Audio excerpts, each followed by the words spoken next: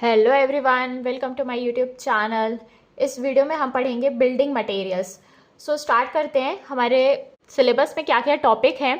Masonry materials, stones, bricks और mortar, और है next topic timber and miscellaneous materials. इसमें है glass, plastic, fibre, aluminium, steel, galvanised iron, bitumen, PVC, CPVC and PPF. इसको हम one by one discuss कर लेते हैं। स्टार्ट करते हैं फर्स्ट टॉपिक से। स्टोन्स क्या होते हैं? जो बिल्डिंग स्टोन्स होते हैं वो ऑब्टेन्ड होते हैं रॉक से। स्टोन्स कहाँ से मिलते हैं हमको? रॉक से। जो रॉक्स होते हैं वो मेजरली क्लासिफाइड होते हैं on the basis of their occurrence. मतलब कि जियोलॉजिकल क्लासिफिकेशन के अकॉर्डिंग जो रॉक्स होते हैं वो क्लासीफाई होते हैं थ्री टाइप्स में। फर्स्ट है इग्नियस रॉक, सेकेंड है सेडिमेंट्री रॉक, थर्ड है मेटामॉर्फिक रॉक। इग्नियस रॉक क्या होता है? ये फॉर्म्ड होते हैं जब मैग्मा का कूलिंग होता है, मैग्मा और लावा का। इग्नियस रॉक के एग्जांपल क्या है? Granite, basalt, डोलेराइट। Next, sedimentary rock जो होते हैं ये फॉर्म्ड होते हैं कंसोलिडेशन से, यानी कि डिपोजिशन से, जो प्रोडक्ट वेदरिंग से ऑब्टेन्ड होते हैं from the pre existing rock. जब प्री एग्जिस्टिंग रॉक्स का वेदर होता है उसके बाद डिपोजिशन होता है, जो रॉक ऑब्टेन्ड होता है वो कहलाता है सेडिमेंट्री रॉक। ये एज ए लेयर्स ऑब्टेन्ड होते हैं, जैसे कि gravel, sandstone, limestone, gypsum. Next है मेटामॉर्फिक रॉक। मेटामॉर्फिक क्या रॉक? वो रॉक होते हैं जो ट्रांसफॉर्मेशन के बाद ऑब्टेन्ड होते हैं। मीन्स जब प्री एग्जिस्टिंग रॉक ट्रांसफॉर्म होते हैं अंडर ग्रेट हीट और प्रेशर में, तब फॉर्म होता है एक न्यू टाइप का रॉक जो कि है मेटामॉर्फिक रॉक। इसके एग्जांपल्स हैं क्वार्जाइट, सिस्ट, स्लेट, मार्बल। आपको एग्जांपल्स भी याद रखना है क्योंकि कई बार पूछा जाता है कि ये कौन सा रॉक किस कैटेगरी में आता है। नेक्स्ट, जब हम फिजिकल क्लासिफिकेशन करेंगे, मीन्स फिजिकल क्लासिफिकेशन के अकॉर्डिंग रॉक्स कितने टाइप्स के हुए। रॉक्स यहाँ पे थ्री टाइप्स के होते हैं। फर्स्ट है स्ट्रैटिफाइड रॉक, सेकेंड है अनस्ट्रैटिफाइड रॉक, थर्ड है फोलिएटेड रॉक्स। स्ट्रैटिफाइड रॉक्स क्या होते हैं? ये एज अ लेयर्स होते हैं, डिस्टिंक्ट लेयर्स और स्ट्राटा के फॉर्म में, और इस लेयर के अलॉन्ग ये स्प्लिट भी कर सकते हैं। एग्जाम्पल हो गए सेडिमेंट्री रॉक्स। नेक्स्ट है अनस्ट्रैटिफाइड रॉक्स। इसमें क्या होता है? लेयर्स नहीं होते, ये क्या होते हैं? क्रिस्टलाइन, ग्रैनुलर और कॉम्पैक्ट ग्रैनुलर होते हैं। अनस्ट्रैटिफाइड रॉक का एग्जाम्पल हो गया igneous rock. Now foliated rock क्या होता है? ये स्प्लिट होते हैं किसी भी एक डेफिनाइट डायरेक्शन में ही। फोलिएटेड रॉक का एग्जाम्पल क्या हो गए? Metamorphic rocks. नेक्स्ट है केमिकल क्लासिफिकेशन। किस कंपोजिशन से रॉक बना है, उस अकॉर्डिंग जब हम केमिकल क्लासिफिकेशन करेंगे रॉक का, वो कहलाता है केमिकल क्लासिफिकेशन। केमिकल क्लासिफिकेशन के अकॉर्डिंग रॉक यहाँ पे थ्री टाइप्स के हैं। फर्स्ट है सिलीशियस रॉक, सेकेंड है आर्जिलिशियस रॉक, थर्ड है कैल्शियस रॉक। सिलीशियस रॉक में क्या होता है? वो रॉक जो सिलिका में रिच होते हैं। आर्जिलेशियस यानी कि वो रॉक जिसमें ज़्यादा अमाउंट का क्ले होता है, और कैल्केरियस रॉक में ज़्यादा अमाउंट का कैल्शियम कार्बोनेट होता है। सिलीशियस रॉक जो होते हैं वो हार्ड होते हैं, ड्यूरेबल होते हैं, और ये इजीली अफेक्ट नहीं होते वेदरिंग एजेंसीज के द्वारा। इसके एग्जाम्पल है ग्रेनाइट और क्वार्जाइट। आर्जिलेशियस रॉक जो होते हैं ये डेंस भी होते हैं, कॉम्पैक्ट भी होते हैं और सॉफ्ट भी होते हैं। आर्जिलेशियस रॉक का एग्जाम्पल है स्लेट, लैटराइट्स। नाउ कैल्शियस रॉक जो होते हैं इसमें ज़्यादा अमाउंट कैल्शियम कार्बोनेट का होता है। इसके एग्जाम्पल क्या हो गए? Limestone, marble. नाउ स्टोन्स हम कहाँ कहाँ यूज़ कर सकते हैं? स्टोन्स यूज़ होते हैं कंस्ट्रक्शन में, स्ट्रक्चरल पर्पस के लिए, फेसवर्क बनाने के लिए, पेविंग पर्पस, और as a basic material cement बनाने के लिए हम स्टोन्स का यूज़ करते हैं। और स्टोन एज अ कई मिसलेनियस यूज़ भी होता है। नाउ कुछ इंपॉर्टेंट टेस्ट करते हैं हम बिल्डिंग स्टोन्स के। यहाँ पे डिफरेंट टेस्ट है हमारे पास, जैसे कि फर्स्ट है एसिड टेस्ट। मैं इसमें यहाँ पे आपको ये बता देती हूँ मेन पॉइंट्स जो कि इंपॉर्टेंट है एग्जाम से रिलेटेड। जैसे फर्स्ट एसिड टेस्ट, ये इसीलिए किया जाता है ताकि हम ये चेक करें कि जो स्टोन है इसका रेजिस्टेंस टू वेदरिंग और केमिकल अटैक कैसा है। और जो एट्रिशन टेस्ट है ये रेट ऑफ वियरिंग रेजिस्टेंस को चेक करने के लिए किया जाता है, वियर के लिए कितना रेजिस्टेंस है स्टोन में।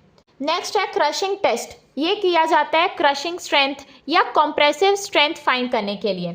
क्रिस्टलाइन टेस्ट, ये यूज़ किया जाता है ड्यूरेबिलिटी ऑफ स्टोन को फाइंड करने के लिए।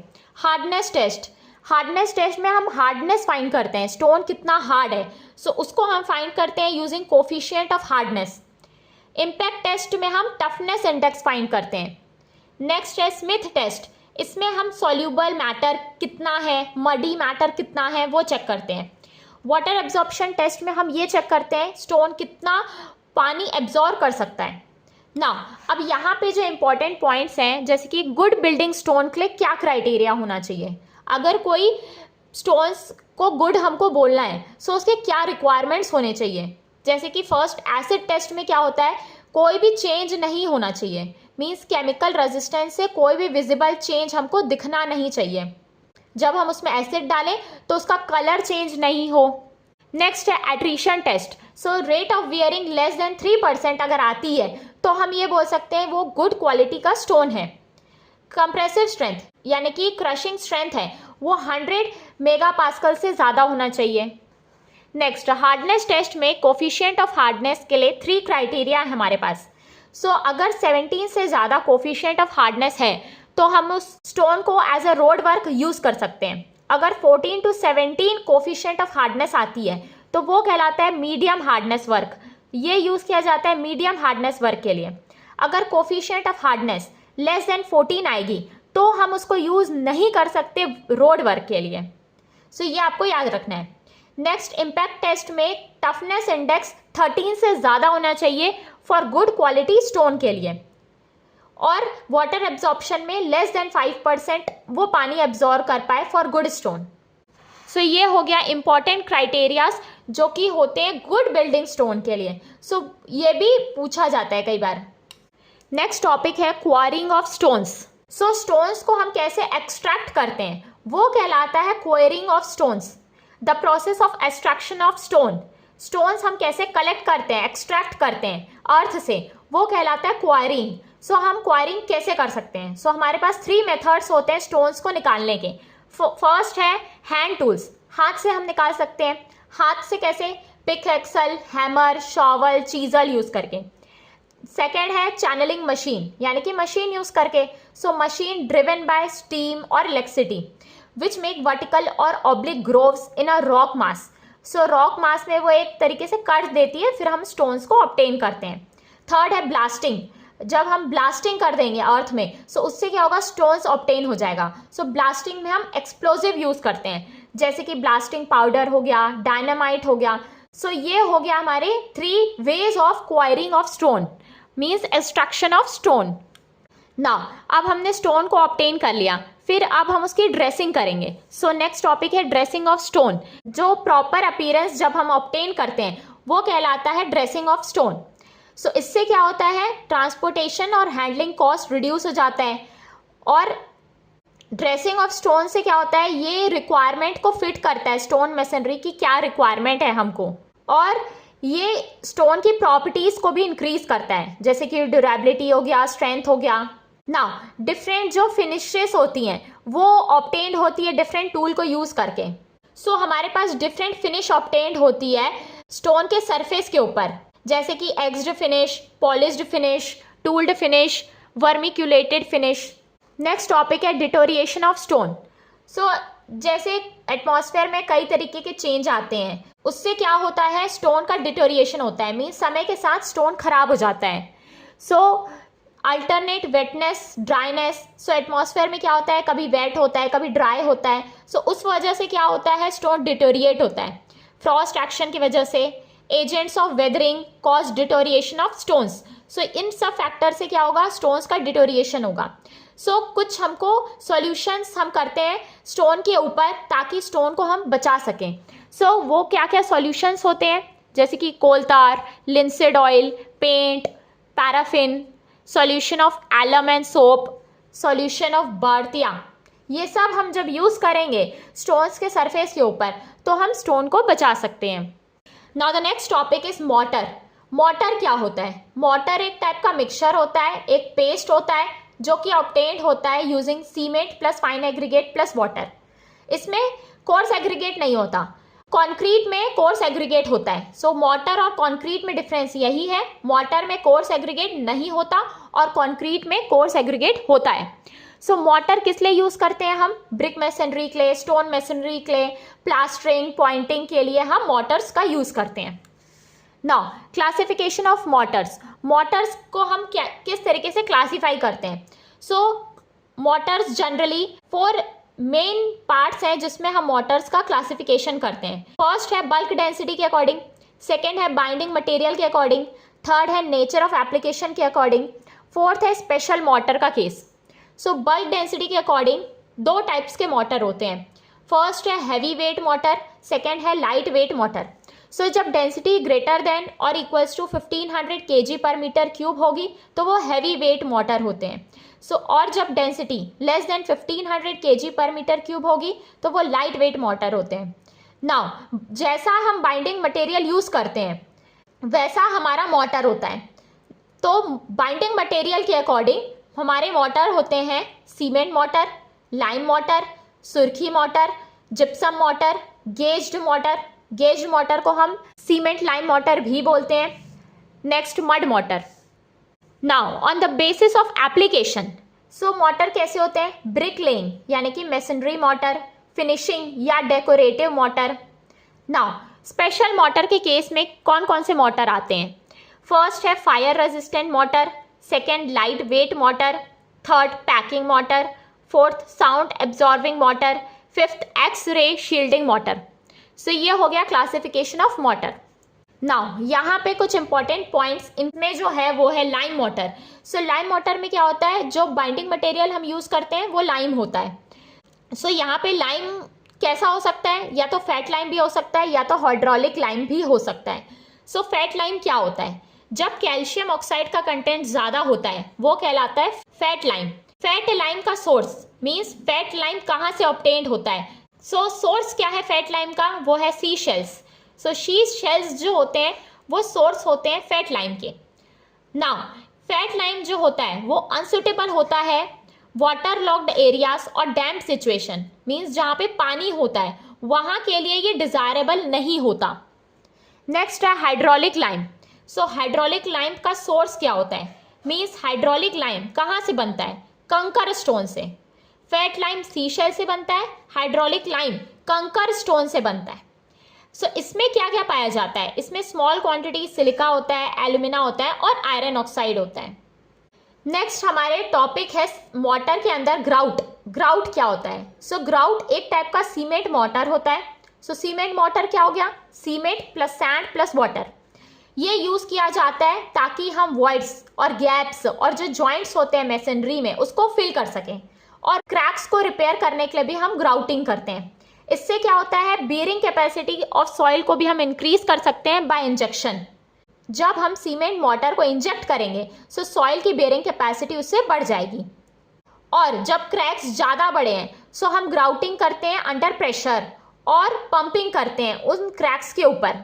फिर क्या होता है? जब वो क्रैक फिल हो जाते हैं फिर हम एक प्रेशर मेंटेन करते हैं थोड़े समय के लिए ताकि अच्छे से वो पेनिट्रेशन हो पाए ग्राउट का, मीन सीमेंट मोटर का। नेक्स्ट है ग्यूनाइट और शॉटक्रीट। ये क्या होता है? जब हम मोटर को या कंक्रीट को एक होस के द्वारा एक हाई वेलोसिटी के साथ सरफेस के ऊपर डालते हैं, मीन्स ये हमारा एक पाइप है होस। सो इसमें जब हम हाई प्रेशर से और हाई वेलोसिटी से मोटर को अप्लाई करते हैं सरफेस के ऊपर, मीन्स दीवार के ऊपर, वॉल के ऊपर, वो कहलाता है ग्यूनाइट और शॉटक्रीट। ये एक टाइप का न्यूमेटिकली होता है। इसको हम स्प्रेड मोटर और ग्यून्ड कंक्रीट भी बोलते हैं। नाउ ग्यूनाइट और शॉटक्रीट 2 टाइप्स के हैं। फर्स्ट है ड्राई मिक्स प्रोसेस, सेकेंड है वेट मिक्स प्रोसेस। सो ड्राई मिक्स प्रोसेस में क्या होता है? सीमेंट सैंड जो होता है वो इक्विपमेंट पे हम डाल देते हैं, फिर जो वाटर होता है वो सिर्फ नोजल में ऐड किया जाता है। लेकिन जो वेट मिक्स प्रोसेस होता है उसमें पूरे मटेरियल यानी कि सीमेंट, सैंड और वाटर उनको हम पहले मिक्स कर देते हैं डिलीवरी होस में पहुंचने के पहले ही, मीन्स हम मटेरियल को पहले ही गीला कर देते हैं, तो वो कहलाता है वेट मिक्स प्रोसेस। लेकिन जब हम वाटर को सिर्फ नोजल में डालेंगे वो कहलाता है dry mix process. Next topic है पॉइंटिंग। पॉइंटिंग एक टाइप का ऐसा प्रोसेस है जिसमें हम जॉइंट्स को फिल करते हैं और फिनिश करते हैं, मीन्स जो गैप है उसको फिल करेंगे और एक अच्छे से फिनिशिंग जब हमको देनी रहेगी वो प्रोसेस कहलाता है pointing. So It is the process of filling and finishing the exposed joint between masonry units like bricks or stone. So pointing में हम क्या करते हैं, जो हमारा पुराना मोटर होता है जॉइंट्स में उसको हम रेकिंग करते हैं, जो मीन्स एक्स्ट्रा होता है उसको हटाते हैं, फिर उसके बाद उसको हम फिल करते हैं फ्रेश मोटर से। ये इसीलिए किया जाता है ताकि पानी का पेनिट्रेशन नहीं हो और overall appearance of the wall वो अच्छा हो पाए। सो अगर हम पॉइंटिंग अच्छे से करेंगे तो मैसनरी स्ट्रक्चर की लाइफ को हम बढ़ा सकते हैं। नेक्स्ट टॉपिक है टाइप्स ऑफ पॉइंटिंग। पॉइंटिंग कितने टाइप्स की होती है। सो फर्स्ट देखिए फ्लश पॉइंटिंग। ये जब वॉल के साथ हम पॉइंटिंग करते हैं, वॉल के सरफेस के साथ जब ये लेवल होता है वो कहलाता है फ्लश पॉइंटिंग। रिसेस्ड पॉइंटिंग वो होती है जब हम थोड़ा सा यहाँ पे गैप देते हैं 5 to 10 mm का जॉइंट के अंदर, ये कहलाती है रिसेस्ड पॉइंटिंग। बीडेड पॉइंटिंग में क्या होता है, एक हम बीट शेप देते हैं यहाँ पे। नेक्स्ट है स्ट्रक पॉइंटिंग। इसमें हम एक एज को रिसेस्ड करते हैं, एक एज को, ये पूरा रहेगा तो एक एज को रिसेस करेंगे, तो ये कहलाता है स्ट्रक पॉइंटिंग। नेक्स्ट है टक पॉइंटिंग। टक पॉइंटिंग में क्या करते हैं, हम एक फ्लश पॉइंटिंग में जब हम एक इस तरीके से ग्रूव को फिल करते हैं डेकोरेटिव के फॉर्म में, वो कहलाता है टक पॉइंटिंग। वी पॉइंटिंग में क्या करते हैं, हम एक वी शेप्ड का ग्रूव देते हैं, वो कहलाता है वी पॉइंटिंग। वेदर्ड पॉइंटिंग में क्या करते हैं, हम इस तरीके से स्लोपिंग शेप देते हैं ताकि एक्सेस वाटर ड्रेन हो पाए। ब्रिक्स जो होती है वो मैन्युफैक्चर की जाती है बर्न्ड क्ले या सैंड के मिक्सचर में। जब हम लाइम और पोर्टलैंड सीमेंट कंक्रीट को डालते हैं रेक्टेंगुलर ब्लॉक के फॉर्म में, तब फॉर्म होती है ब्रिक्स। उनको हम रेक्टेंगुलर ब्लॉक्स बनाते हैं और देन उनको हम ड्राई करते हैं और बर्न करते हैं, सो ब्रिक्स का फॉर्मेशन होता है। सो ब्रिक्स के इंग्रेडिएंट क्या हो गए, क्ले हो गया या तो सैंड हो गया, और लाइम और पोर्टलैंड सीमेंट कंक्रीट के मिक्सचर से ब्रिक्स बनती है। इसको हम रेक्टेंगुलर शेप देते हैं जो कि यूनिफॉर्म साइज़ का होता है, सबके साइज़ सेम होते हैं। फिर उसको हम ड्राई करते हैं, सुखाते हैं और बर्न करते हैं, जलाते हैं इन ब्लॉक्स को, ताकि वो अपनी फाइनल स्ट्रेंथ अचीव कर पाए। नाउ ब्रिक्स कहाँ कहाँ यूज़ की जाती है। ब्रिक्स यूज़ की जाती है बिल्डिंग एक्सटीरियर और इंटीरियर वॉल्स के लिए, पार्टीशन वॉल के लिए, पियर्स के लिए और फुटिंग्स के लिए। Now size of standard brick. Standard brick का जो साइज़ है, जो मॉड्यूलर ब्रिक है, ये आपकी ब्रिक है, इसका साइज़ होता है 19 × 9 × 9 सेंटीमीटर। ये स्टैंडर्ड साइज़ है। लेंथ, ब्रेथ और हाइट 19 सेंटीमीटर की लेंथ होती है, ब्रेथ 9 सेंटीमीटर और हाइट भी 9 सेंटीमीटर की। और जब हम इसको मोटर के साथ प्लेस करते हैं तो इसकी साइज़ हो जाती है 20 × 10 × 10 सेंटीमीटर, जो कि नॉमिनल साइज़ होती है ब्रिक की। और एक ब्रिक का जो वजन होता है वो 3 kg होता है। और यहाँ पे जो एक इंडेंट फॉर्म होता है, मीन्स ये एक डिप्रेशन फॉर्म होता है यहाँ ईंटे में, इसको हम फ्रॉग बोलते हैं। इसकी जो डेप्थ होती है वो 1 to 2 सेंटीमीटर होती है। ये ब्रिक में बनाया जाता है और इसकी जो साइज़ होती है, फ्रॉग की साइज़, वो होती है 10 × 4 × 1 सेंटीमीटर। ये जो डिप्रेशन हम देते हैं इसको हम फ्रॉग बोलते हैं और इसकी साइज़ होती है लेंथ 10 सेंटीमीटर, ब्रेथ 4 सेंटीमीटर और डेप्थ जो होती है वो 1 सेंटीमीटर की होती है। और फ्रॉग किस लिए प्रोवाइड किया जाता है, ताकि ये जो ईटा है, मीन्स जो ब्रिक है, वो मोटर को होल्ड कर सके, इसीलिए हम फ्रॉग प्रोवाइड करते हैं। So bricks are laid with frogs on top. So हम जब भी ईटा रखते हैं तो क्या करते हैं, फ्रॉग को ऊपर रखते हैं ताकि उसमें मोटर डालें तो वो होल्ड कर पाए मोटर को। नाउ यहाँ पे एक कंपैरिजन दिया है ब्रिक्स को जब हम स्टोन वर्क से कंपेयर करेंगे। सो जो ब्रिक्स होते हैं वो ज़्यादा सुपीरियर होते हैं as compare to stone work, क्योंकि जो ब्रिक्स होते हैं वो फायर को रेजिस्ट कर पाते हैं ज़्यादा अच्छे से एज़ कम्पेयर टू स्टोन्स। सो जो ब्रिक्स होते हैं उनकी ड्यूरेबिलिटी ज़्यादा होती है, स्पेस भी इनको कम स्पेस की ज़रूरत पड़ती है, और जो इसको उठाने के लिए जो खर्चा होता है, कोई भी डिवाइस उठाने के लिए कोई भी डिवाइस की ज़रूरत नहीं पड़ती as compare to stone work. अगर हमको स्टोन वर्क के जो मटेरियल्स हैं उनको उठाना है तो हमको डिवाइसेस की ज़रूरत पड़ती है। नेक्स्ट है कंपोजिशन ऑफ गुड ब्रिक अर्थ। जो अच्छा ईटा होता है वो किस किस मटेरियल से बना होता है, मीन्स उसमें कितने कितने मात्रा के इंग्रेडिएंट्स होते हैं। सो फर्स्ट है सिलिका। सिलिका पाया जाता है 50 to 60%, एलुमिना होता है 20 to 30%, आयरन ऑक्साइड होता है 5 to 6% और लाइम जो होता है वो ग्रेटर देन 5% नहीं होना चाहिए, और मैग्नीशिया लेस देन 1%।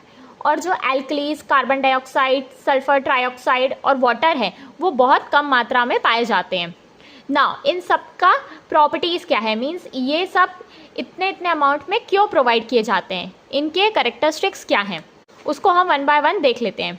फर्स्ट है सिलिका। ये 50 to 60% प्रेजेंट होता है। इसका जो पर्पस होता है वो स्ट्रेंथ देना भी होता है, क्योंकि सिलिका स्ट्रेंथ के लिए भी रिस्पॉन्सिबल होता है, सीमेंट में भी। और ये ब्रिक्स में इसलिए प्रोवाइड किया जाता है ताकि क्रैकिंग, श्रिंकिंग और रैपिंग नहीं हो पाए, मीन्स जो आपका ईटा है वो टूटे नहीं, क्रैक्स नहीं आए उसमें, इसीलिए हम सिलिका प्रोवाइड करते हैं। और जो भी शेप आता है, टेक्सचर आता है ब्रिक का, वो सिलिका की वजह से आता है। और एक जो यूनिफॉर्म टेक्सचर होता है, मीन्स जो उसका सरफेस होता है, वो सिलिका की वजह से आता है। और अगर हम सिलिका ज़्यादा मात्रा में होगा तो जो भी कोहेशन होगा पार्टिकल, ब्रिक्स के पार्टिकल्स के बीच, वो टूट जाएगा और ब्रिक्स क्या हो जाएंगी, उससे ब्रिटल हो जाएंगी। सो एक्सेस अगर हम सिलिका प्रोवाइड करते हैं तो ये कोहेशन जो पार्टिकल्स के बिटवीन होता है उसको डिस्ट्रॉय करेगा और ब्रिक्स को ब्रिटल बना देगा। नेक्स्ट है एल्यूमिना। एल्यूमिना जो होता है वो 20 to 30% होता है। ये प्लास्टिक करेक्टरिस्टिक्स देता है ब्रिक को, जिस वजह से ब्रिक्स जो है वो मोल्ड हो पाती हैं। मीन्स जो ब्रिक्स में शेप आता है प्लास्टिसिटी की वजह से, वो एल्यूमिना की वजह से आता है। अगर एल्यूमिना ज़्यादा हो गया सो इससे क्या होगा, ईंटे में क्रैक्स आ सकते हैं, क्रैक्स आएंगे ड्राइंग के समय, और जो ब्रिक्स हैं वो बहुत हार्ड हो जाएंगे जब हम उनको जलाएंगे। नेक्स्ट है आयरन ऑक्साइड। ये 5 to 6% प्रेजेंट होता है। ये एज अ फ्लक्स एक्ट करता है। ये हेल्प करता है सिलिका को ताकि वो फ्यूज़ हो पाए बर्निंग के समय, और जो ब्रिक्स के पार्टिकल्स हैं वो उनको एक साथ बाइंड करने के लिए आयरन ऑक्साइड प्रोवाइड किया जाता है। सो हम ये बोल सकते हैं कि जो आयरन ऑक्साइड है वो हार्डनेस और स्ट्रेंथ देता है ब्रिक को। और जो ब्रिक का कलर होता है वो रेंज क्या होती है ब्रिक के कलर की, लाइट येलो टू रेड। ये डिपेंड करता है कि कितना आपने आयरन ऑक्साइड डाला है। अगर आयरन ऑक्साइड ज़्यादा है, जो कलर की इंटेंसिटी है वो बढ़ जाएगी अगर आयरन ऑक्साइड ज़्यादा मात्रा में हुआ। और जो आयरन ऑक्साइड होता है ये इम्परमेबिलिटी और ड्यूरेबिलिटी देता है ब्रिक्स को। नेक्स्ट है लाइम। लाइम जो है वो 5% से ज़्यादा नहीं होना चाहिए। ये एज अ फ्लक्स एक्ट करता है। ये रिस्पॉन्सिबल होता है कि सिलिका फ्यूज़ हो पाए बर्निंग के समय और ब्रिक्स के पार्टिकल्स को बाइंड कर पाए। और लाइम जो होता है ये श्रिंकेज से बचाता है, मीन्स जो पार्टिकल्स हैं वो अलग अलग नहीं हो पाए ड्राइंग के बाद। लाइम जो है वो श्रिंकेज को प्रिवेंट करता है। और अगर लाइम एक्सेस अमाउंट में होगा तो उससे क्या हो जाएगा, लम्प्स फॉर्म्ड होने लगेंगे ब्रिक्स में, और ब्रिक्स जो है वो डिसइंटीग्रेट हो जाएगी और ब्रिक्स का शेप जो है वो खराब हो जाएगा। So excess lime in the form of lumps causes brick to disintegration and hence brick shape is lost. अगर लाइम ज़्यादा मात्रा में होगा तो ब्रिक्स अपने शेप को लॉस्ट कर देगा, क्योंकि ब्रिक्स के जो पार्टिकल्स हैं वो डिसइंटीग्रेट हो जाएंगे। नेक्स्ट है मैग्नीशिया। ये लेस देन 1% होना चाहिए। ये इम्पार्ट करता है येलो टिंट। जो ब्रिक्स में थोड़ा सा येलो कलर आता है वो मैग्नीशिया की वजह से आता है। ये श्रिंकेज को प्रिवेंट करता है, और अगर ये ज़्यादा मात्रा में हुआ तो ये ब्रिक्स को डीके कर सकता है। नेक्स्ट है मैन्युफैक्चरिंग ऑफ ब्रिक्स। ब्रिक्स को कैसे बनाया जाता है, सबसे पहले हम प्रिपरेशन करते हैं क्ले का, यानी कि प्रिपरेशन ऑफ ब्रिक क्ले और ब्रिक अर्थ। नेक्स्ट है मोल्डिंग ऑफ ब्रिक्स। ब्रिक्स को एक स्पेसिफिक शेप देना। थर्ड ड्राइंग, उनको सुखाना। फोर्थ बर्निंग, प्रॉपर हीट देना ताकि वो फाइनल स्ट्रेंथ अचीव कर पाए। नाउ फर्स्ट स्टेप है प्रिपरेशन ऑफ ब्रिक अर्थ। इसमें और भी डिफरेंट स्टेप्स इन्वॉल्व होते हैं, जैसे कि अनसॉइलिंग, डिगिंग, क्लीनिंग, वेदरिंग, ब्लेंडिंग और टेम्परिंग। जो भी सॉइल हम ब्रिक्स बनाने के लिए लेते हैं वो 20 सेंटीमीटर जो भी सॉइल होता है उससे नीचे की लेते हैं, क्योंकि जो ऊपर के जो 20 सेंटीमीटर होते हैं उनमें इम्प्योरिटीज़ ज़्यादा होती है। इसीलिए जो ऊपर का 20 सेंटीमीटर डेप्थ का सॉइल है वो नहीं लिया जाता है, उसको हम फेंक देते हैं क्योंकि उसमें इम्प्योरिटीज़ ज़्यादा होती हैं। उसका मीनिंग होता है अनसॉइलिंग। ऊपर के top layer of soil of 20 centimetre in depth is taken out and thrown away as it contains impurities. Top के 20 सेंटीमीटर को हम फेंक देते हैं। नेक्स्ट है डिगिंग। उसके बाद हम क्या करते हैं, क्ले को निकालते हैं और ग्राउंड में डाल देते हैं, या अपने क्ले को डग किया फिर उसको ग्राउंड में फैला देते हैं। नेक्स्ट है क्लीनिंग। जो क्ले हम यूज़ करते हैं वो फ्री होना चाहिए स्टोन, पेबल्स और वेजिटेबल मैटर से। मीन्स उसमें इम्प्योरिटीज़ नहीं होनी चाहिए, तभी वो एक अच्छी स्ट्रेंथ अचीव कर पाएगी। अगर ये सब प्रेजेंट है अगर क्ले में, सो सबसे पहले हम उस क्ले को वॉश करेंगे और स्क्रीन करेंगे।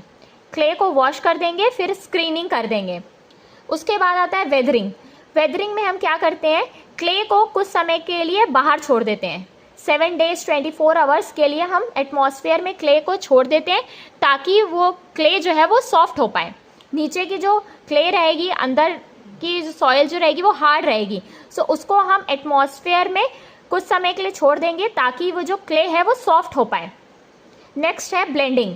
फिर क्ले को क्या करेंगे, हम ऊपर से नीचे घुमाएंगे उसको वर्टिकल डायरेक्शन में, उसको ब्लेंडिंग करेंगे। मीन्स अच्छे से हम मिक्स करेंगे क्ले को। Now the last step for preparation of brick clay, वो है टेम्परिंग। इसमें हम पानी को डालते हैं क्ले में और फिर अच्छे से जो पूरा मास है, मीन्स क्ले के और वाटर को अच्छे से मिक्स करते हैं, नीड करते हैं उसको। उसके बाद उसको हम अच्छे से प्रेस करते हैं पैरों से या केटल के द्वारा, ताकि एक होमोजीनियस मास ऑब्टेन हो पाए जिसका कैरेक्टरिस्टिक यूनिफॉर्म हो। मीन्स सेम कैरेक्टरिस्टिक्स के आपके पार्टिकल्स हो पाए, तो इसीलिए हम उसको अच्छे से मिक्स करते हैं। अगर टेम्परिंग को हम पग मील्स में करेंगे और वहीं पे ऑपरेशन करेंगे, वो प्रोसेस कहलाता है पगिंग। नेक्स्ट स्टेप हमारा मोल्डिंग। अब जो हमने क्ले को बनाया उसको हम मोल्ड्स में डालेंगे, ताकि एक डेफिनाइट शेप आ पाए और एक डेफिनाइट पैटर्न आ पाए हमारे ब्रिक्स में। और जो मोल्डिंग होती है वो 2 तरीके से की जाती है, या तो आप हैंड से कर सकते हैं या तो आप मशीन से कर सकते हैं। अगर आपके पास जो मड है वो सॉफ्ट है तो आप उसको हैंड से करिए, हैंड मोल्डिंग। अगर जो मड है वो स्टिफ है तो उसको मशीन से करना पड़ेगा, वो होगा आपका मशीन मोल्डिंग। नेक्स्ट, जो हैंड मोल्डिंग होती है जो कि सॉफ्ट मड क्ले होती है, वो 2 तरीके से हो सकती है। या तो आप उसको ग्राउंड में भी कर सकते हैं, which is ground moulded bricks, या तो आप उसको टेबल में रख के भी कर सकते हैं, which is table moulded BRICS.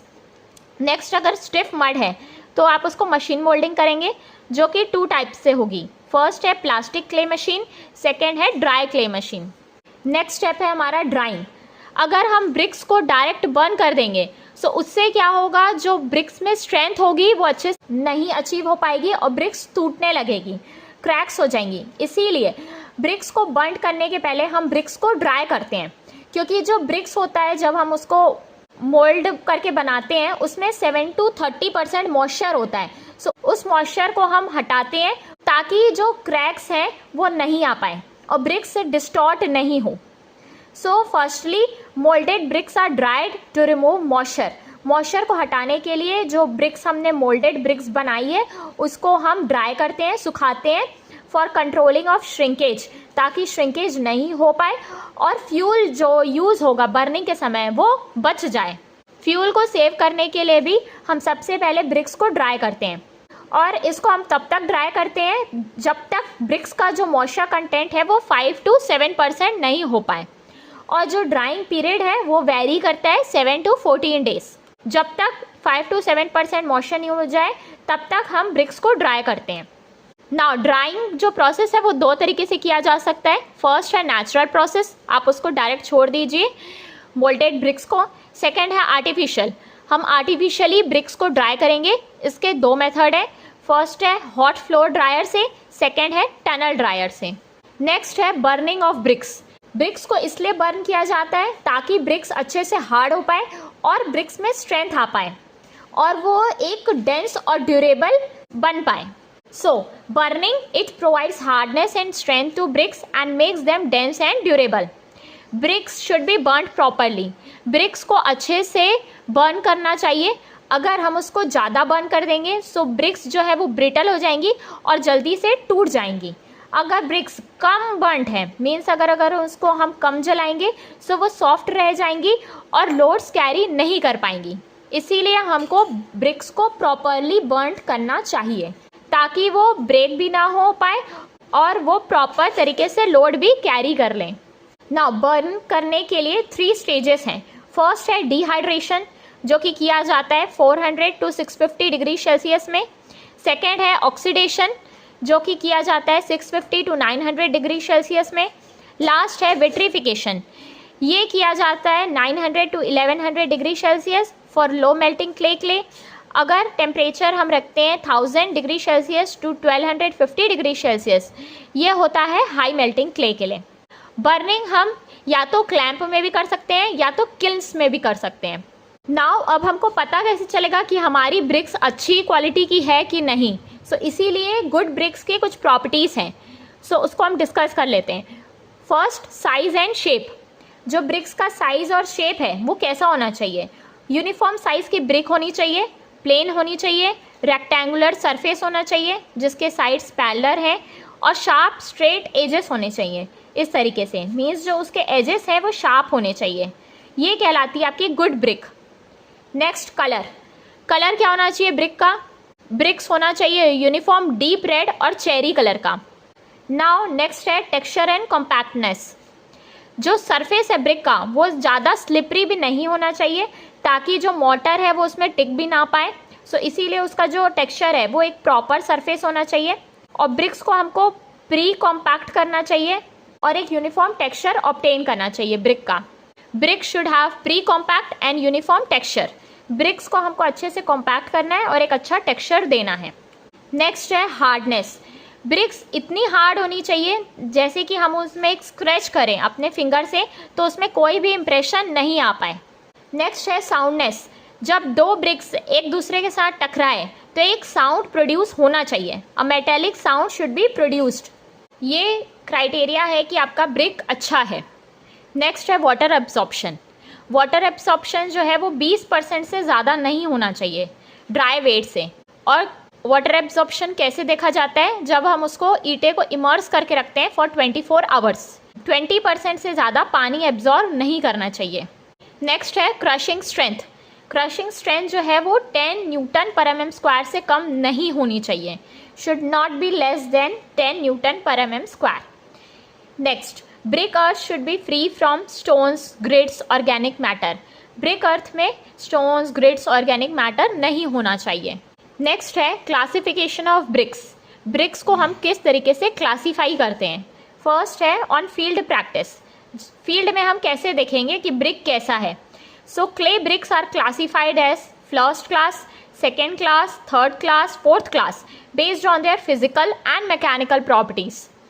उनके फिजिकल और मैकेनिकल प्रॉपर्टीज़ के अकॉर्डिंग ब्रिक्स जो है वो 4 क्लास में क्लासीफाइड हैं। फर्स्ट क्लास ब्रिक्स, ये बनाई जाती है टेबल मोल्डेड और किल्न्स में, बर्नट इन किल्न्स। इनका कलर होता है डीप रेड, चेरी और कॉपर कलर। इसका सरफेस कैसा होता है? स्मूथ होता है, रेक्टेंगुलर होता है, पैरेलल होते हैं इनके साइड्स, शार्प और स्ट्रेट एजेस होते हैं, और जो कॉर्नर्स होते हैं वो स्क्वायर होते हैं। मीन्स परफेक्ट टाइप का brick. Free from floss, cracks, stones, uniform texture. इसमें कोई भी क्रैक्स और स्टोन यानी कि इम्प्योरिटीज़ नहीं होनी चाहिए, और टेक्सचर यूनिफॉर्म होना चाहिए। Next, no impression of finger nail when scratched. जब हम उसमें अपने फिंगर से स्क्रैचिंग करें तो कोई भी इम्प्रेशन उसमें नहीं आना चाहिए। Next, metallic ringing sound come when 2 bricks are struck against each other. अगर 2 ब्रिक्स को आपस में टकराया जाए तो एक साउंड प्रोड्यूस होना चाहिए। वाटर एब्सॉर्प्शन 20% से ज़्यादा नहीं होना चाहिए उनके ड्राई वेट से। कंप्रेसिव स्ट्रेंथ 10.5 न्यूटन पर mm स्क्वायर से ज़्यादा होना चाहिए। फर्स्ट क्लास ब्रिक कहाँ कहाँ यूज़ किए जाते हैं? ये यूज़ किए जाते हैं पॉइंटिंग में, एक्सपोज्ड फेस वर्क, इन मैसनरी स्ट्रक्चर्स, फ्लोरिंग में, रेनफोर्स्ड ब्रिक वर्क में। नेक्स्ट है second class brick.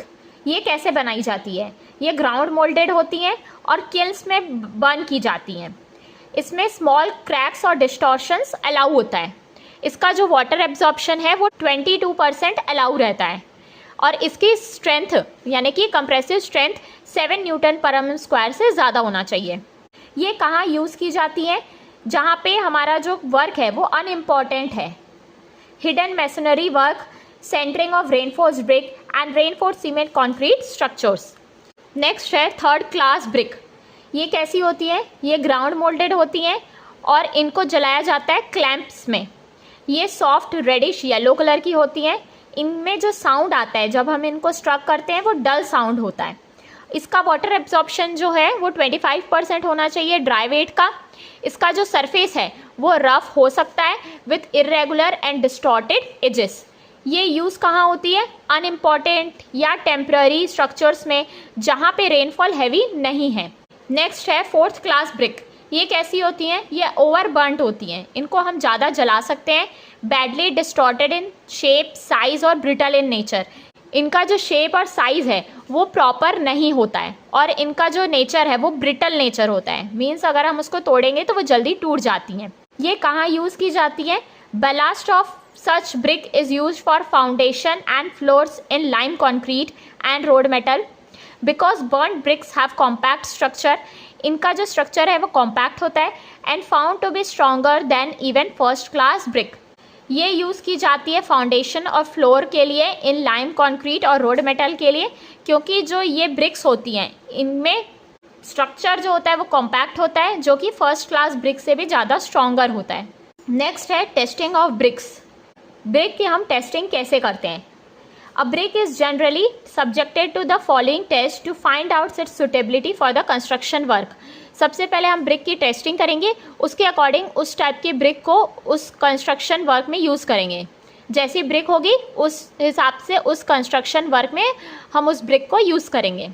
So first test है कंप्रेसिव स्ट्रेंथ टेस्ट, सेकेंड होता है वाटर एब्जॉर्प्शन टेस्ट, थर्ड है इफ्लोरेसेंस टेस्ट। सो इसको हम वन बाय वन डिस्कस करेंगे। फर्स्ट है कंप्रेसिव स्ट्रेंथ टेस्ट। ये कैसे किया जाता है? सबसे पहले हम ब्रिक में कोई भी जो अनइवननेस रहती है ब्रिक्स के फेसेस के ऊपर उसको हटाते हैं। उसके बाद ब्रिक को हम रूम टेम्परेचर में रख देते हैं 24 आवर्स के लिए पानी के अंदर। फिर जो भी फ्रॉग होता है ब्रिक के ऊपर और उनके जो वॉइड्स होते हैं बेड फेसेस में, उसको फिल्ड करते हैं हम सीमेंट मोर्टर 1:3 के रेशियो में।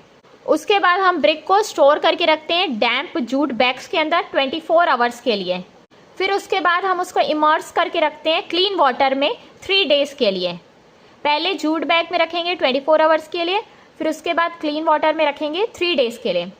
फिर जो स्पेसिमेन ऑब्टेन होगा सो उसका जो फ्रॉग वाला शेप है उसको हम ऊपर रखेंगे जिसमें मोर्टर फिल्ड रहेगा, और जो फ्लैट फेस रहेगा उसको नीचे रखेंगे टेस्टिंग मशीन के ऊपर। फिर हम ग्रेजुअली लोड अप्लाई करेंगे एक्चुअली यूनिफॉर्म रेट में, वो है 14 मेगापास्कल पर मिनट के रेट से हम लोड अप्लाई करेंगे। तब तक अप्लाई करेंगे जब तक वो ब्रिक का फेलियर ना हो जाए, और वो हम मैक्सिमम लोड जिसमें फेलियर होगा उसको नोट डाउन करेंगे। फिर कंप्रेसिव स्ट्रेंथ का फॉर्मूला अप्लाई करेंगे, that is maximum load at failure by loaded area of brick. So यहाँ से कंप्रेसिव स्ट्रेंथ आ जाएगी ब्रिक की। सो यहाँ से हम एवरेज लेंगे 5 रिजल्ट्स का। नेक्स्ट है water absorption test. Water absorption जो होता है ब्रिक का वो डिपेंड करेगा कि उसमें पोरोसिटी कितनी है। लगभग जो सब ब्रिक्स होते हैं वो वाटर को एब्जॉर्ब करते हैं by capillary action. Percentage of water absorption means brick कितना पानी को एब्जॉर्ब करेगा वो इंडिकेट करता है कि ब्रिक में कॉम्पैक्टनेस कितनी है। जब हमने उसको जलाया है तो ब्रिक्स में कॉम्पैक्टनेस किस डिग्री का है। एब्जॉर्प्शन 2 क्लास में क्लासिफाइड होता है। फर्स्ट है नॉर्मल एब्जॉर्प्शन, सेकेंड है initial rate of absorption IRA। ये दोनों कैटेगरीज इंपॉर्टेंट है in selecting the appropriate brick. Appropriate brick को सिलेक्ट करने के लिए ये दोनों कैटेगरीज इंपॉर्टेंट होती हैं। नाउ एब्जॉर्प्शन जो है वो एक बार हम ठंडे पानी में करते हैं, एक बार हम बॉइलिंग वाटर में करते हैं। जब हम कोल्ड वाटर टेस्ट करते हैं तो उसमें क्या करते हैं, एक ओवन ड्राई स्पेसिमेन लेते हैं हम जिसका वेट W1 है, उसको हम इमर्स करते हैं पानी में रूम टेम्परेचर के अंदर, यानी कि 27 ± 2 degree Celsius for 24 hours. 24 hours के लिए हम उसको रख देते हैं ब्रिक्स को रूम टेम्परेचर में। फिर जो स्पेसिमेन है उसको हम हटाते हैं, फिर इसका वजन लेते हैं। सो ये हो जाएगा W2। सो वाटर एब्जॉर्प्शन जो आएगा 24 आवर्स में वो हो जाएगा W24 in percentage will be W2 - W1 by W1 × 100। जो W1 है ये ओवन ड्राई स्पेसिमेन का वेट है, और W2 जो है जब हम उसको पानी में रखते हैं 24 आवर्स के लिए वो है। नेक्स्ट है बॉइलिंग वाटर टेस्ट। इसमें भी हम क्या करते हैं, ओवन ड्राई स्पेसिमेन का वेट लिख के रखते हैं जो कि W1 है। फिर उसको हम इमर्स करके रखते हैं एक टैंक में जिसमें पानी रहता है, वो 1 आवर तक बॉईल किया जाता है, और उसको कंटिन्यूसली बॉईल करते हैं 5 आवर्स के लिए। फिर वो जो पानी होता है, गर्म पानी, उसको हम ठंडा करते हैं रूम टेम्परेचर में, नेचुरल लॉस हो ताकि उस पानी का within 16 to 19 hours 16 to 19 hours हम उस पानी को बाहर छोड़ देते हैं। फिर उसके बाद स्पेसिमेन को हम फिर से वेट करते हैं जो कि W3 हो जाएगा। ओवन ड्राई स्पेसिमेन का वेट W1 हम नोट डाउन करते हैं। फिर उसके बाद हम ब्रिक को पानी में डाल के रखते हैं बॉइलिंग वाटर के लिए, बॉइलिंग वाटर में 5 आवर्स के लिए। फिर वाटर को हम नेचुरली कूल करने रखते हैं 16 to 19 आवर्स के लिए। फिर स्पेसिमेन को निकालते हैं, फिर उसका अगेन हम वेट लेते हैं, that is W3। Water absorption हम ऑब्टेन करते हैं परसेंटेज से, सो ये हो जाएगा percentage equals to W3 minus W1 by W1 into 100। Now अब जो दो कैलकुलेशन हमने किया है, एक कोल्ड वाटर और एक बॉइलिंग वाटर में, सो ये यूज़ किए जाते हैं सैचुरेशन कोफिशिएंट को फाइंड करने के लिए। इसमें हम क्या करते हैं, 24 आवर कोल्ड वाटर एब्जॉर्प्शन यानी कि W24 से हम डिवाइड करते हैं W5 को 5 आवर बॉइलिंग वाटर एब्जॉर्प्शन से, सो आता है हमारा saturation coefficient. Saturation coefficient durability को प्रिडिक्ट करता है। नेक्स्ट है हमारा इनिशियल रेट ऑफ एब्जॉर्प्शन। इसमें हम ये चेक करते हैं कि ब्रिक कितना पानी को एब्जॉर्ब करता है इन द फर्स्ट मिनट। जैसे ही हम पानी डालेंगे उसके पहले मिनट में ब्रिक्स कितना पानी को एब्जॉर्ब करता है। So the initial rate of absorption और suction is the rate of how much water a bricks draws in during the first minute after contact with water. पानी के साथ कॉन्टैक्ट में आते ही फर्स्ट मिनट में कितना वाटर ब्रिक एब्जॉर्ब करेगा। Suction has a direct bearing on the bond between brick and motor. जो suction होता है इससे ये पता चलता है कि ब्रिक और मोटर के बीच का जो बॉन्ड है वो कैसा है। अगर ब्रिक में हाई सक्शन होगा, मीन्स अगर उसने ज़्यादा वाटर को एब्जॉर्ब किया, सो हम ये बोल सकते हैं कि एक strong water type joint achieve नहीं हुआ है। High suction brick should be wetted for 3 to 24 hours prior to laying to reduce the suction and allow the brick surface to dry. अगर ब्रिक्स ज़्यादा एब्जॉर्ब कर रहे हैं पानी को, सो हम उसको ब्रिक्स को ड्राई करेंगे सबसे पहले 3 to 24 आवर्स के लिए, ताकि जो सक्शन है वो कम हो पाए। और जो भी ब्रिक में कम सक्शन ऑब्टेन होता है उसको हमको ढक के रखना चाहिए और ड्राई रखना चाहिए जॉब साइट में। नेक्स्ट है इफ्लोरोसेंस टेस्ट। जो भी ब्रिक्स है हमारा उसको हम एक ग्लास डिश के अंदर रखते हैं। उसका साइज़ है 180 इंटू 180 इंटू 40 mm। इस साइज़ के डिश में हम डाल के रखते हैं जो कि स्क्वायर शेप का होता है, और इसमें हम पानी डालते हैं 25 mm डेप्थ तक रूम टेम्परेचर के अंदर, तब तक जब तक ये पूरा पानी ये ब्रिक सोख न ले, और रूम जो है वो वेल वेंटिलेटेड होना चाहिए। फिर उसके बाद पानी को हम फिर से डालते हैं 25 mm डेप्थ तक उस डिश के अंदर। फिर ये हम फिर देखते हैं कि ब्रिक पूरा पानी को एब्जॉर्ब और इवापोरेट कर लिया है कि नहीं। फिर उसके बाद हम वो डिश को ढक के रखते हैं एक ग्लास सिलेंडर के ऊपर, ताकि एक्सेसिव इवापोरेशन नहीं हो पाए, मीन्स और ज़्यादा पानी उस ब्रिक से नहीं चला जाए। फिर जो ब्रिक्स हैं उनको हम सेकेंड इवापोरेशन के बाद देखते हैं। पहले हमने जो किया इवापोरेशन उसमें नहीं, सेकेंड जब 25 mm वाटर जब एब्जॉर्ब हो जाएगा सेकेंड टाइम वाला, उसको हम देखते हैं। फिर वहाँ पे जितने भी एरिया में वाइट पैचेस आए हैं उस एरिया को हम मेजर करते हैं। ब्रिक्स के जितने एरिया में वाइट पैच आए हैं उस एरिया को हम मेजर करते हैं। और जो भी इफ्लोरोसेंस का प्रेजेंट होता है, मीन्स कितना इफ्लोरोसेंस ब्रिक में है, वो क्लासीफाई किया जाता है एज नील, स्लाइट, मॉडरेट, हैवी या सीरियस। नील यानी कि बिल्कुल इफ्लोरोसेंस नहीं है, स्लाइट यानी कि थोड़ा सा है, मॉडरेट यानी कि मीडियम इफ्लोरोसेंस है, हैवी यानी कि थोड़ा ज़्यादा इफ्लोरोसेंस है, सीरियस यानी कि बहुत ज़्यादा वाइट पैचेस हैं ब्रिक्स में। Now the next topic is bonds in brick work. So brick work में कितने टाइप्स के बॉन्ड होते हैं। सबसे पहली चीज़ बॉन्ड क्या होती है। बॉन्ड एक मेथड होता है जिसमें हम ब्रिक को अरेंज करते हैं कोर्सेस में, मीन्स एक पैटर्न में, ताकि जो हमारे इंडिविजुअल ब्रिक्स हैं वो अच्छे से टाइड हो पाएं, और जो उनका वर्टिकल जॉइंट है, मीन्स एक ब्रिक का वर्टिकल जॉइंट दूसरे ब्रिक के वर्टिकल जॉइंट के साथ ओवरलैप नहीं करे, मीन्स एक ही वर्टिकल लाइन में नहीं आए। अगर एक साथ आ जाएंगे तो स्ट्रेंथ रिड्यूस हो जाएगी, इसीलिए हम एक स्पेसिफिक पैटर्न में ब्रिक्स को अरेंज करते हैं, वो कहलाता है bond. Now different types of bond. So brick masonry में हमारे कितने टाइप्स के बॉन्ड होते हैं। फर्स्ट है स्क्रैचर बॉन्ड। सो पहली चीज, ब्रिक में जो बड़ा साइड वो कहलाता है स्क्रैचर, यानी कि स्क्रैचर जो होता है वो लॉन्गर फेस होता है ब्रिक का, ये कहलाता है ब्रिक का स्क्रैचर। जब हम ब्रिक्स को इस तरीके से ले करते हैं कि उसका जो बड़ा फेस है सामने की तरफ फेस करे, वो कहलाता है स्क्रैचर बॉन्ड। जब स्क्रैचर के फॉर्म में हम ब्रिक्स को ले करेंगे वो कहलाता है स्क्रैचर बॉन्ड, और ये यूज किया जाता है पार्टीशन और कैविटी वॉल्स में। नेक्स्ट है हेडर बॉन्ड।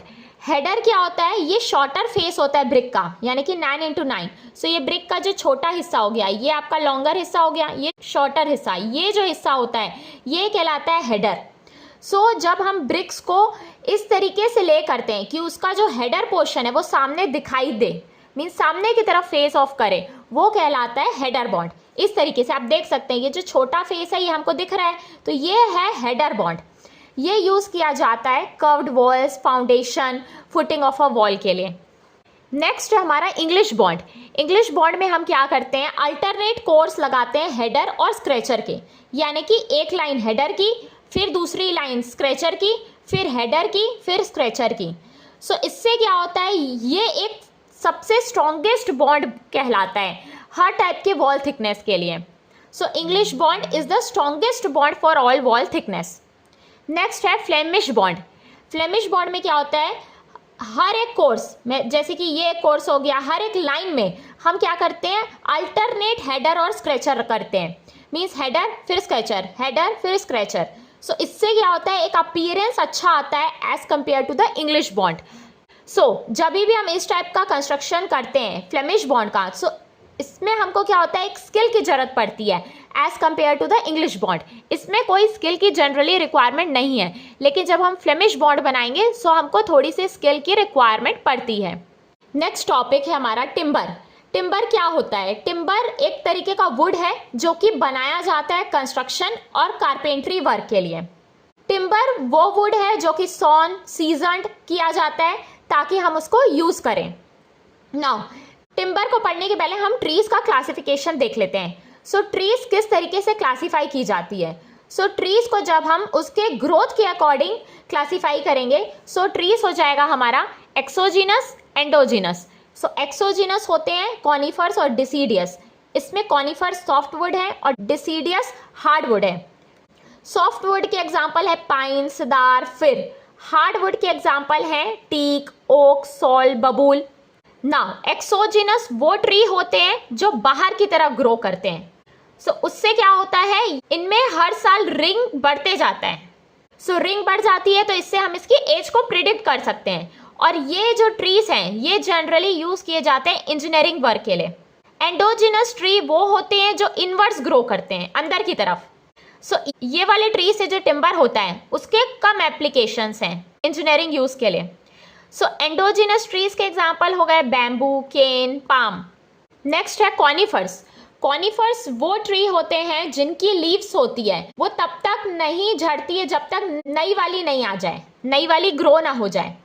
सो इससे क्या होता है? कॉनिफर ट्री से सॉफ्ट वुड ऑब्टेन होता है जो कि इजिली कट कर लिया जाता है।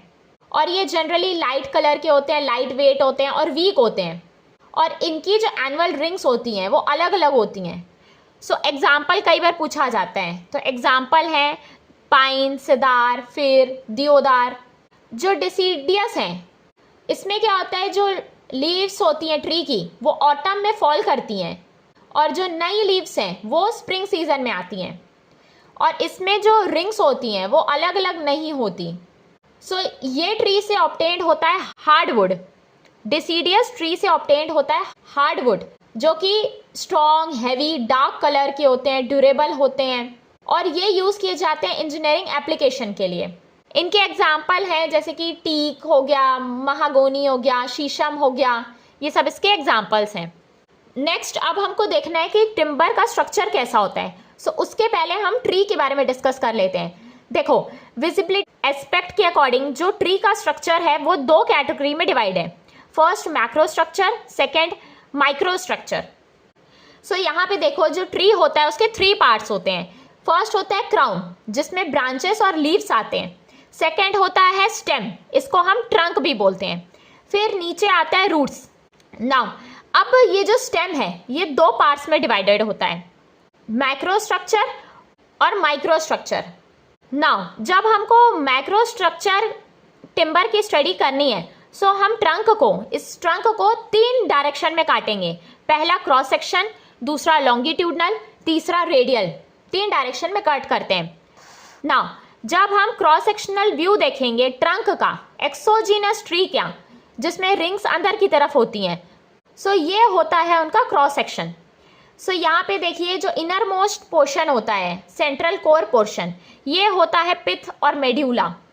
फिर जो एनुअल रिंग्स होती हैं जो पिथ के अराउंड होती हैं, ये कहलाती हैं हार्टवुड। ये डार्क कलर की होती हैं, ये एक टाइप का dead portion of the tree को शो करती हैं और ये ग्रोथ के लिए रिस्पॉन्सिबल नहीं होती। और ये जो सैपवुड होता है, ये आउटर की जो रिंग्स होती हैं, एनुअल रिंग्स, जो कि हार्टवुड और कैम्बियम लेयर के बीच में होती हैं, वो कहलाती हैं सैपवुड। ये लाइट कलर की होती हैं और इनमें क्या होता है, जनरली सैप होता है। और ये जो सैपवुड होता है ये ग्रोथ के लिए रिस्पॉन्सिबल होता है। और जाइलम जो होता है वो वाटर और न्यूट्रिएंट्स को कैरी करता है लीव्स तक। ये जो कैम्बियम लेयर होती है ये एक थिन लेयर होता है टिश्यू का, और ये होता है बिटवीन सैपवुड और इनर बार्क। ये इनर बार्क और सैपवुड के बीच में होता है। ये जो इनर बार्क होता है ये कवर करता है कैम्बियम लेयर को, और ये प्रोटेक्शन देता है कैम्बियम लेयर को कोई भी इंज्यूरी से। और ये जो आउटर बार्क होता है ये आउटर मोस्ट प्रोटेक्टिव लेयर होता है, इसमें कभी कभार क्रैक्स और फिशर्स आ जाते हैं। और ये जो मेडुलरी रेस होते हैं ये एक टाइप का रेडियल फाइबर्स होते हैं जो कि एक्सटेंड होते हैं पिथ से कैम्बियम लेयर तक। ये क्या करते हैं, एनुअल रिंग्स को टाइटली होल्ड करते हैं, और इसका फंक्शन ये होता है कि ये सैप को कैरी करते हैं आउटर मोस्ट से इनर मोस्ट तक। नेक्स्ट टॉपिक है physical properties of good timber.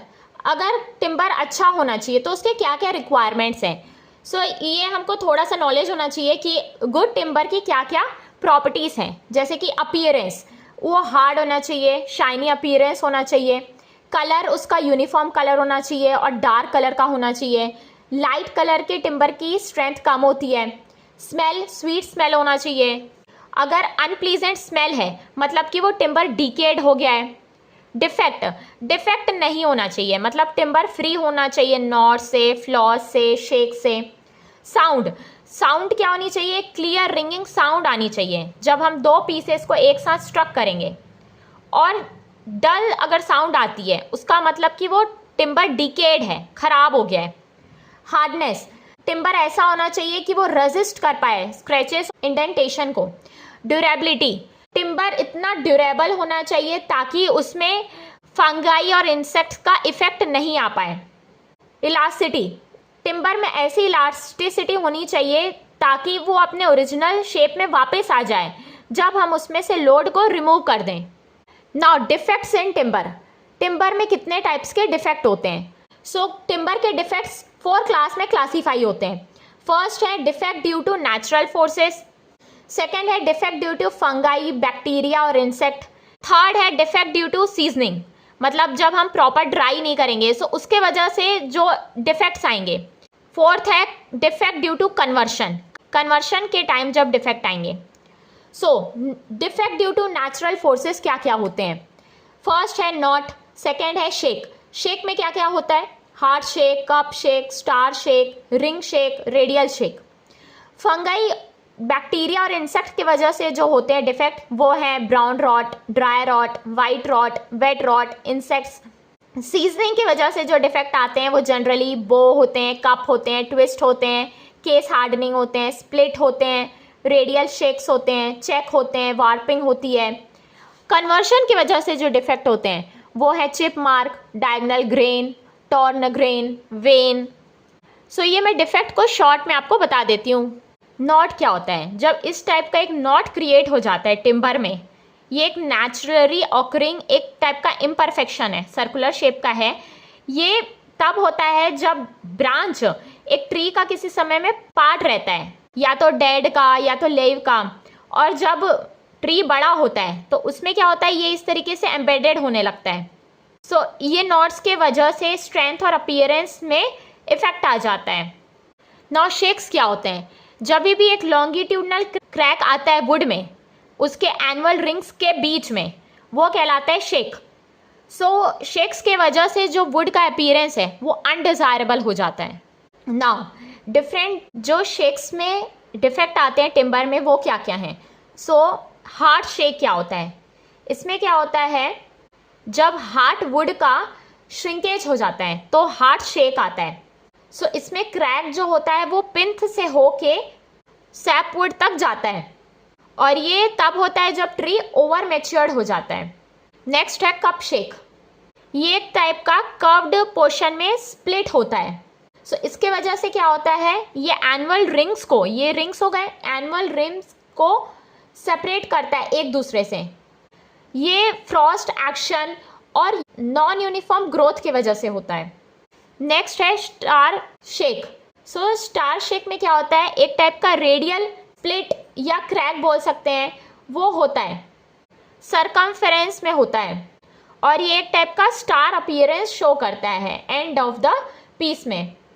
ये हो सकता है फ्रॉस्ट एक्शन की वजह से, हीट जो सन की वजह से हीट आता है उसके वजह से हो सकता है। और इस टाइप का शेक तब ऑब्टेन होता है जब वुड को हम एक सैचुरेशन पॉइंट्स के नीचे ड्राई करते हैं। सो ये एक ऐसा फॉल्ट है जिसके वजह से लॉग का सेपरेशन हो सकता है बहुत सारे पीसेस में। नाउ नेक्स्ट है रिंग शेक। जब ये कप शेक पूरे एंटायर रिंग को कवर करने लग जाएगा तब फॉर्म होगा रिंग शेक। कप शेक जब पूरे रिंग में हो जाएगा तो वो कहलाएगा रिंग शेक। नेक्स्ट है रेडियल शेक। ये सिमिलर टू स्टार शेक ही होता है, लेकिन ये इरेगुलर और बहुत सारा हो सकता है। ये डिफेक्ट तब होता है जब आउटर के जो टिश्यू हैं वो फास्टर ड्राई करने लगते हैं as compare to the inner. और रेडियल शेक तभी भी हो सकता है जब हम सीजनिंग करते हैं, या तो एक्सेसिव हीट की वजह से या कोल्ड की वजह से। Next topic is seasoning of timber. Seasoning एक प्रोसेस है जिसमें हम टिम्बर के मॉइस्चर कंटेंट को रिड्यूस करते हैं। कैसे रिड्यूस करते हैं? उसको हम ड्राई कर देते हैं अंडर कंट्रोल्ड कंडीशन में, ताकि वो जो टिम्बर है वो हम यूज़ कर सके कंस्ट्रक्शन में और कारपेंट्री में। जो वेल सीजन टिम्बर होता है, मीन्स जिस टिम्बर में हम मॉइस्चर को रिड्यूस कर देते हैं उसमें जो मॉइस्चर बचता है वो होता है 10 to 12%। नाउ सीजनिंग करने के दो मेथड्स हैं हमारे पास। फर्स्ट है नेचुरल सीजनिंग, सेकेंड है आर्टिफिशियल सीजनिंग। नेचुरल सीजनिंग में क्या करते हैं, हम डायरेक्ट टिम्बर को एटमॉस्फेयर से एक्सपोज करते हैं। डायरेक्ट प्रोसेस हो गया, तो ये एक सिंपल हो गया, चीप हो गया। इसमें नेचुरल एयर को यूज़ करते हैं हम ताकि मॉइस्चर रिमूव हो पाए। इसमें हम क्या करते हैं, टिम्बर को स्टैक करते हैं, एक के ऊपर एक इकट्ठा करते हैं, फिर एयर का मूवमेंट कराते हैं हर एक पीस में। इसमें जो मॉइस्चर कंटेंट है वो रिड्यूस हो जाता है अप टू 20 to 25%। नेक्स्ट है आर्टिफिशियल सीजनिंग। ये एक फास्टर ड्राइंग प्रोसेस है जिसमें हम एक डिजायर्ड अमाउंट का मॉइस्चर कंटेंट ऑब्टेन कर पाते हैं। जिस अमाउंट का मॉइस्चर कंटेंट की हमको ज़रूरत पड़ती है वो अमाउंट का हम मॉइस्चर कंटेंट ऑब्टेन कर सकते हैं। इसमें क्या करते हैं, हम एक चैम्बर यूज़ करते हैं किल्न में, उसमें रेगुलेटेड हीट डालते हैं और कंट्रोल ह्यूमिडिटी और प्रॉपर एयर सर्कुलेशन डालते हैं ताकि टिम्बर अच्छे से ड्राई हो पाए। Now methods of artificial seasoning. Artificial seasoning के बहुत सारे मेथड्स हैं, जैसे कि first kiln seasoning, second electrical seasoning, third boiling, fourth chemical seasoning, fifth water seasoning. Kiln seasoning में हम क्या करते हैं, टिम्बर को ड्राई करते हैं एक एयर टाइट चैम्बर में ओवन के।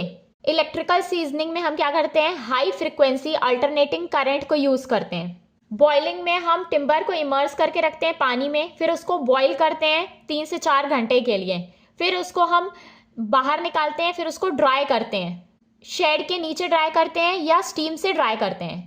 केमिकल सीजनिंग में हम सॉल्ट्स का यूज़ करते हैं, टिम्बर को इमर्स करके रखते हैं एक सॉल्ट के सॉल्यूशन में, जैसे कि सोडियम नाइट्रेट, सोडियम क्लोराइड, फिर उसके बाद उसको बाहर निकालते हैं, फिर उसको एयर ड्राई करते हैं। नेक्स्ट है वाटर सीजनिंग। वाटर सीजनिंग में हम क्या करते हैं, टिम्बर को रनिंग स्ट्रीम ऑफ वाटर में इमर्स करके रखते हैं, फिर उसके बाद टिम्बर को हम एयर ड्राई करते हैं। ये एक टाइप का क्विक प्रोसेस है, मगर इलास्टिसिटी और स्ट्रेंथ टिम्बर की रिड्यूस हो जाती है। बेसिकली आर्टिफिशियल सीजनिंग ज़्यादा अच्छी होती है as compare to the natural seasoning. Next topic है हमारा ग्लास। सो ग्लास एक बहुत बड़ा टॉपिक है। सो यहाँ पे मैं आपको शॉर्ट में ही बता देती हूँ कि ग्लास के जो मेन पॉइंट्स हैं, जैसे कि हमको पता है ग्लास एक एमॉर्फस, ट्रांसपेरेंट और ट्रांसलूसेंट मटेरियल होता है। नेक्स्ट है मैन्युफैक्चर ऑफ ग्लास। ग्लास को कैसे मैन्युफैक्चर करते हैं?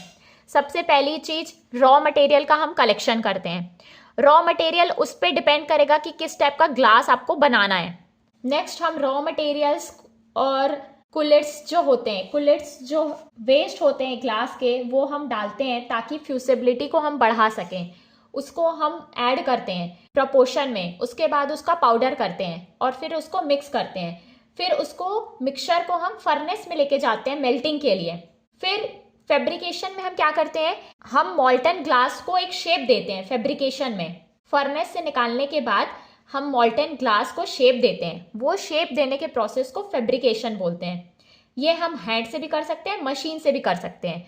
सो फैब्रिकेशन आप blowing, drawing, casting, pressing, rolling, spinning से कर सकते हैं।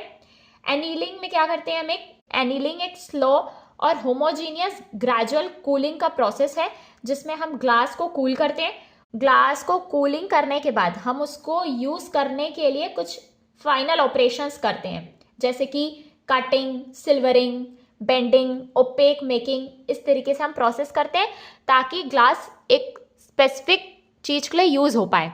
नेक्स्ट टॉपिक है पॉलीमर्स।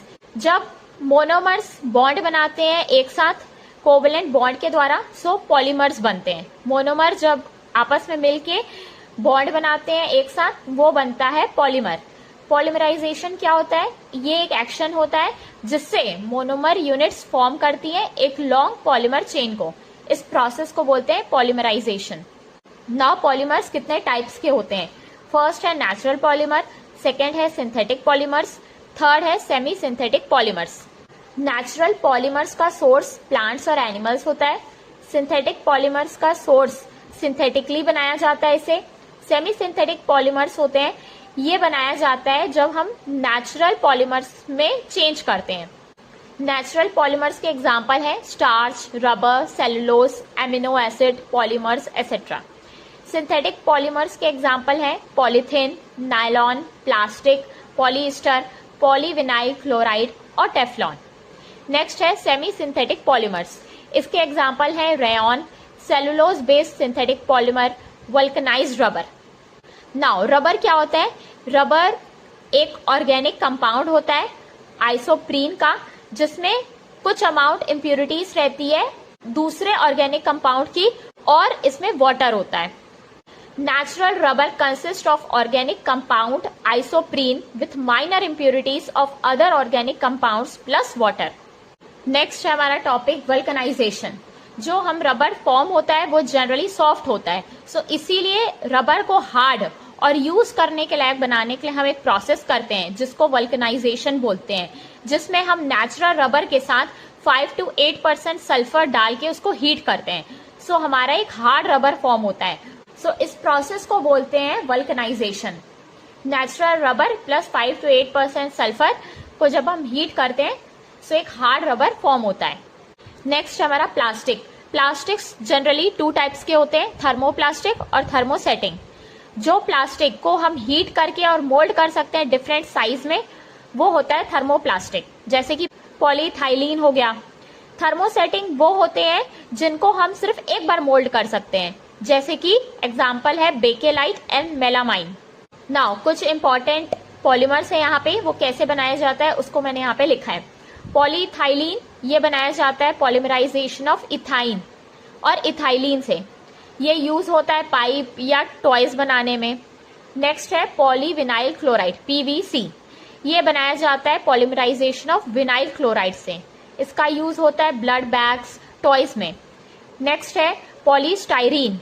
ये बनाया जाता है पॉलीमराइजेशन ऑफ स्टाइरीन। ये यूज होता है फूड कंटेनर में। नेक्स्ट है एक्रिलेट। ये बनाया जाता है पॉलीमराइजेशन ऑफ मिथाइल मिथाइलेट से। ये यूज होता है कॉन्टैक्ट लेंसेज के लिए। नेक्स्ट है टेफ्लॉन। ये बनाया जाता है पॉलीमराइजेशन ऑफ टेट्राफ्लोरोइथाइलीन से। इसका यूज होता है गास्केट, नॉन स्टिक यूटेंसिल्स में।